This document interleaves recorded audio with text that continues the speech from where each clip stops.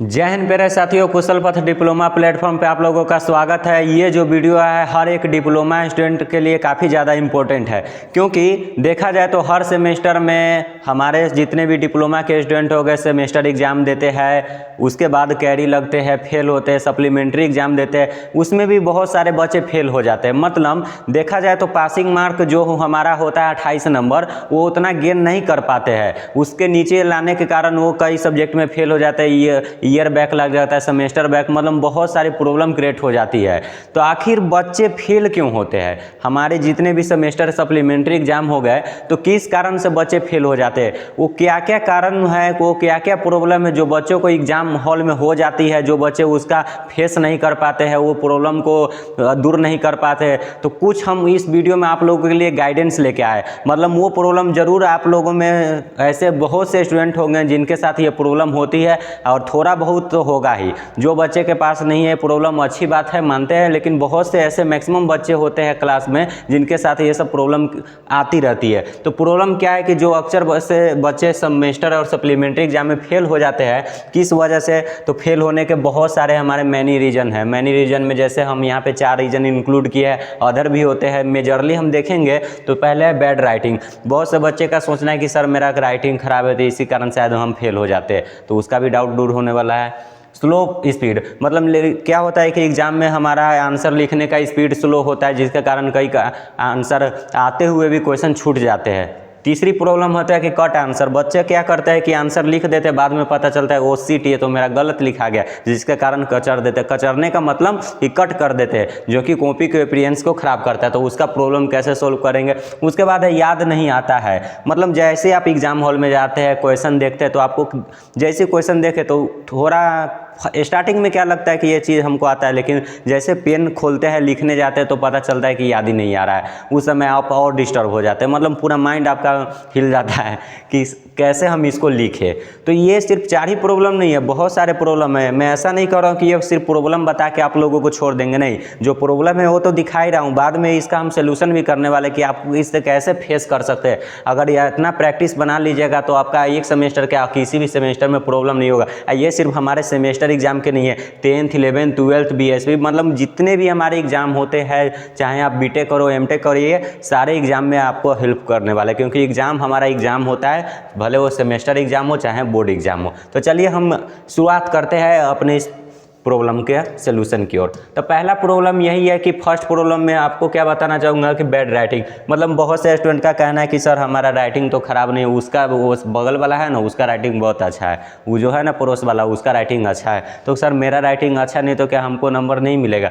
देखिए, तो number writing पे मैटर करता है कि नहीं करता है, ये बात बताते।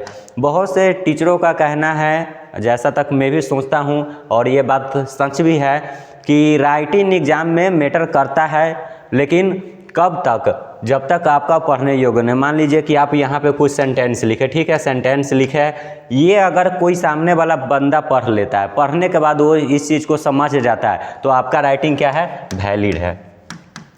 ये आपका राइटिंग वैलिड है, इसे कोई गलत नहीं कर सकता है। अगर कोई चीज़ आप लिखे हैं, लिखने के बाद वो क्या हुआ नहीं समझ में आया, तो आपका क्या हो गया? इनवैलिड हो गया। मतलब वो राइटिंग आपका गलत वहाँ पे कर दिया जाएगा, जिसके कारण देखिए अगर राइटिंग आपका ख़राब है, उस चीज़ को आप हम चाहे एग्जामिनर पढ़ नहीं पा रहे, तो वो नहीं पढ़ पा रहे, तो इसका मतलब क्या कि उसमें उनको टाइम लगेगा। तो ये बातें तो दूर हो गई कि जो इन बच्चों का राइटिंग ख़राब है, तो उन लोगों को मैं बोलूँगा कि राइटिंग अच्छा करने का कोशिश करें। अगर आप लिखते हैं, सामने वाले बंदों को दे दिए, भाई तू मेरा पढ़ के दिखा, वो पढ़ दिया, समझ गया, तो समझिए आपका राइटिंग वैलिड है। आपको ज़्यादा सोचना नहीं है, उतना दिमाग नहीं लगाना इस चीज़ पे, ठीक है। दूसरी प्रॉब्लम क्या होती है कि प्रॉब्लम सेकंड में है do not give answer in sequence.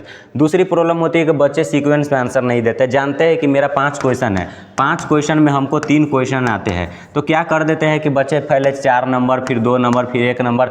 मतलब जब आपको 3 ही क्वेश्चन आते हैं तो क्यों नहीं आप 1 2 4 पहले ऐसे दीजिए। 3 नहीं आता है, कोई दिक्कत नहीं है भाई, आपको सीक्वेंस में देना है। सीक्वेंस का मतलब ये नहीं होता है कि मतलब बीच में आप गायब हो गया, तो नहीं, सीरियली है, असेंडिंग ऑर्डर है, यही होना चाहिए। तो आप कोई भी क्वेश्चन का आंसर दे, सीक्वेंस में दे। सीक्वेंस को फॉलो नहीं करने के कारण बच्चे का क्या होता है कि कॉपी पे टाइम ज़्यादा दे पाते एग्जामिनर। जिस कॉपी पे ज़्यादा टाइम लग गया, भाई समझिए आपका मूड खराब हो, उसका मूड खराब हो जाता है आपके कॉपी के प्रति। तो आपको क्या करना है कि कोई भी एग्जाम को मतलब सीक्वेंस में लिखना है, एग्जाम में जो भी क्वेश्चन है उसको सीक्वेंस में लिखना है। चलिए आगे के प्रॉब्लम देखते हैं कि प्रॉब्लम थर्ड प्रॉब्लम क्या है, स्लो स्पीड।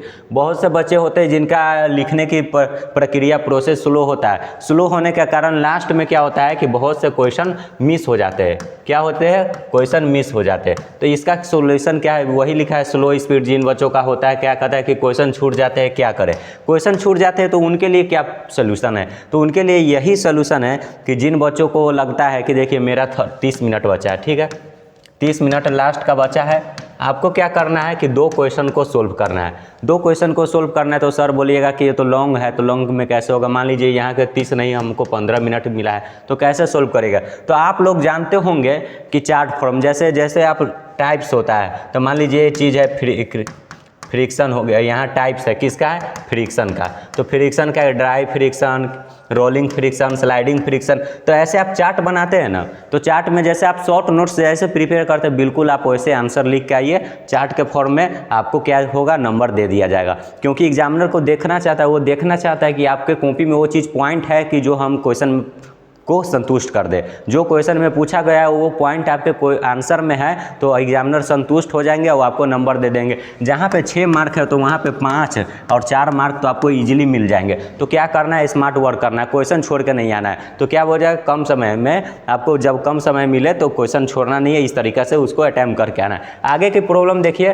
प्रॉब्लम क्या है कि सर हमारा एग्जाम में प्रॉब्लम यही होता है कि जाते ही हम भूल जाते हैं। जब हम भी एक समय में थे तो हमारे साथ भी स्टार्टिंग में इस चीज़ का फेस करना पड़ा, भूल जाते थे, अक्सर क्वेश्चन भूल जाते थे। तो ये हर एक स्टूडेंट के लाइफ में होता है। धीरे धीरे देखिए, कोई भी चीज़ कोई सीख के नहीं आया रहता है, वो धीरे धीरे कोई चीज़ को सीखता है, उसका फेस करना पड़ता है, उसका सारा सोल्यूशन जानता है। तो इस वीडियो में आपको एक गाइडेंस दे रहा है, आप इस पर चलिए, ऐसे चीज़ को प्रोसेस को फॉलो करिए, आप ज़रूर अच्छे कर पाइएगा। तो क्या है कि फोर्थ प्रॉब्लम में एग्जाम में जाते ही भूल जाते हैं, ये बहुत सारे स्टूडेंट के साथ होता है। तो इसमें आपको करना है क्या? जैसे एग्जाम में गए, आप कोई क्वेश्चन देखें, क्वेश्चन को आप क्या किए कि देखते ही भूल गए। आपको मन में थोड़ा थोड़ा आ रहा है कि इसमें थोड़ा ये होता है, थोड़ा वो होता है, लेकिन जैसे आप लिखने के लिए पेन उठाए तो कुछ लिख ही नहीं पा रहे, स्टार्टिंग में भूल जाते, तो जिसके कारण बच्चे पूरे भूल जाते हैं, लिख ही नहीं पाते। स्टार्टिंग का 2 लाइन भूला, सारा काम तमाम। तो वही बात हो जाती है। तो इस प्रोसेस में क्या करना है कि अगर आप लिखते हैं तो लिखने के कारण क्या होता है कि आप यहीं पर क्वेश्चन मिस कर रहे हैं, थोड़ा बहुत याद है, आप डायरेक्ट क्या करते हैं, आंसर कॉपी में आंसर देना स्टार्ट कर देते हैं। अब देते देते पता चलता है कि वो सीट मेरा तो ये गलत हो गया, फिर आप क्या करते हैं, लाल पेन से, लाल नहीं, कोई भी पेन से आप गलत उसको कर देते हैं। कुछ वैसे ऐसे कर देते, कुछ ऐसे ऐसे कर देते, कुछ पेंट ही कर देते। लगता है कि उनको दे दिया है पेंट, कॉपी को पेंट करो। भाई ड्राइंग का एग्जाम नहीं है, यहाँ पे क्या है, आंसर लिखना है। तो आपको पेंट उंट नहीं करना है। अगर काटना भी है तो आप पेंसिल का यूज करिए, पेन का ही यूज करिए। जैसे कोई लेटर लिखा हुआ है तो आपको उसको सिंगल लाइन में काटिए या डबल कर सकते हैं, इससे ज़्यादा काटिए मत, कॉपी का अपीयरेंस खराब हो जाता है। आपके पूरे कॉपी में जो आप ऐसे ऐसे किए हैं ना, वही सिर्फ दिखता है। तो आपको क्या करना है, वैसा नहीं करना है कि एकदम बच्चे की तरह रगड़ने लगे, ठीक है। तो ऐसा नहीं करना है। काटना है किस प्रकार से वो भी बता दिए। अब हम बोले कि सर ये काटने वाला प्रोसेस नहीं दूर हो सकता है, तो हो सकता है। आप क्या होते हैं, कॉपी के पीछे आपका रफ पेज रहता है, रफ पेज रहता है, आप उसको यूज करिए। वो रफ पेज यूज करने में कोई माना थोड़ी ना किया, आप उसको रफ पेज यूज करिए। रफ पेज में कैसे कि कोई क्वेश्चन का आंसर भूल रहे हैं, आप उसको थोड़ा थोड़ा रफ पेज में लिखने का कोशिश करिए। पॉइंट लिखिए, पॉइंट लिखने के कारण वो आपको थोड़ा थोड़ा दिमाग में आएगा। तो आपको पॉइंट लिखना है तो धीरे धीरे पॉइंट लिखिएगा, थोड़ा बहुत आ जाएगा, रिकॉल हो जाएगा। उसके बाद आप आइए पेज में और उसका आंसर दे दीजिए। तो आपको क्या करना है, रफ पेज यूज करना है, जिसके कारण गलत होने की कम संभावनाएं होगी। दूसरी बात कि आपको क्या होगा कि लिखना होगा आसानी से। आप रिकॉल करिए। मान लीजिए कोई क्वेश्चन नहीं आता है, भूल गए है, तो उसको रिकॉल करिए कि अच्छा ये क्वेश्चन है, ये क्वेश्चन किस यूनिट से है। आप उस यूनिट में घुस गए, ठीक है। आंख बंद करिए, इस यूनिट में है तो किस टॉपिक से, अच्छा फ्रिक्शन टॉपिक से, फ्रिक्शन में घुस गए। आप फ्रिक्शन के बारे में क्या जानते हैं। हम ये नहीं कह रहे कि जो क्वेश्चन पूछा उसका ही आंसर, फ्रिक्शन के बारे में क्या जानते हैं। अगर फ्रिक्शन में लॉ ऑफ फ्रिक्शन है तब फ्रिक्शन के बारे में क्या जानते हैं, उस टॉपिक से उसके बारे में ज़रूर कुछ लिख दीजिए। जो हमारा टॉपिक है उसके बारे में इधर उधर से थोड़ा बहुत लिख दीजिए। जहाँ पे आपका 4 नंबर का है वहाँ पे 2 नंबर तो दे ही देगा, शायद आप इस 2 नंबर से पास हो जाए। छोड़ने से तो कोई फ़ायदा है नहीं। तो पता चल गया बच्चे फेल क्यों होते हैं। इसमें ऐसे ऐसे मेजर प्रॉब्लम है जो आप लोगों को सामने रखे, आप इसको ज़रूर फॉलो करें। अपने दोस्तों को ये ज़रूर वीडियो शेयर करें, अपने भाई बहन जितने भी आपके रिश्तेदार में पढ़ाई करते हैं उन सबको शेयर करें, क्योंकि काफ़ी ज़्यादा इफेक्टिव वीडियो है हर एक स्टूडेंट के लिए, क्योंकि एग्ज़ाम के बिना स्टूडेंट अधूरा है। एग्ज़ाम अगर फेल हो जाए तो उनका लाइफ अधूरा है। तो क्या बात हुई कि यहाँ पे जो भी गाइडेंस दिए गए उनको शेयर करें, ज़्यादा से ज़्यादा हम लोगों को सपोर्ट करें, क्योंकि हम लोगों को खुशी तभी मिलती है जब आप लोग सपोर्ट करते हैं। खुशी का परिणाम यही होता है कि हम आपके लिए ऐसे ऐसे वीडियो लाते रहते हैं।